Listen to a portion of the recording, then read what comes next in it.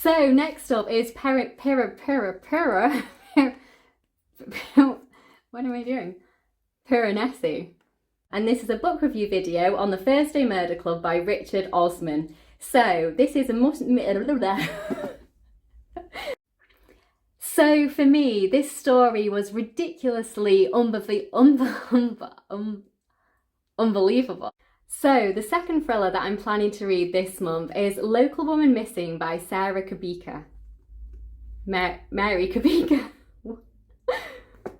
So this one is set during the Second World War, and we follow a young British soldier, and then we travel back in time to 1983, and the story is told through a few.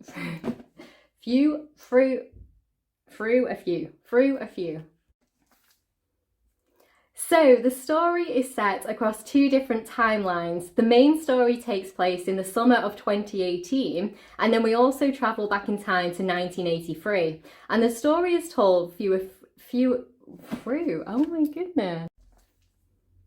So I can't speak at all. This is going to be my March and April reading wrap up. So I have read a total of 9 books. So the next 4 books have all been longlisted for the Women's Prize for Fiction 2021, and that's a prize that I've been following quite closely, and there's quite a few books. So the next book that I've DNF'd is The Animals in That Country by Laura Jean McKay. So I picked this book. And as the job isn't all that it seems, neither is the woman behind the name of Maud Dixon.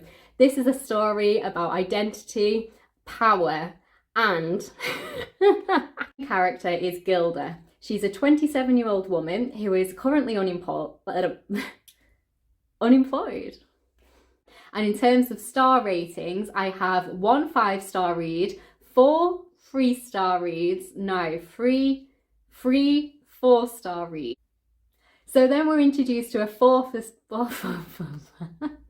and the first one is Exciting Times by Nisha Dolan, and this is about a woman who has moved from Dublin, and I've noticed this about Sally Hepworth's writing. She's really good at writing writing thrillers. That's what I was trying to say. So the next book I read was The Good Sister by Sally Hepworth. This is a thriller, and it's my 3rd book by this author. I read The Sister-in-Law, nope, The Mother-in-Law. It is without a doubt my favourite book of May, and it's my favourite mystery that I've read so far this year. Sylvie is missing, and we follow her sister.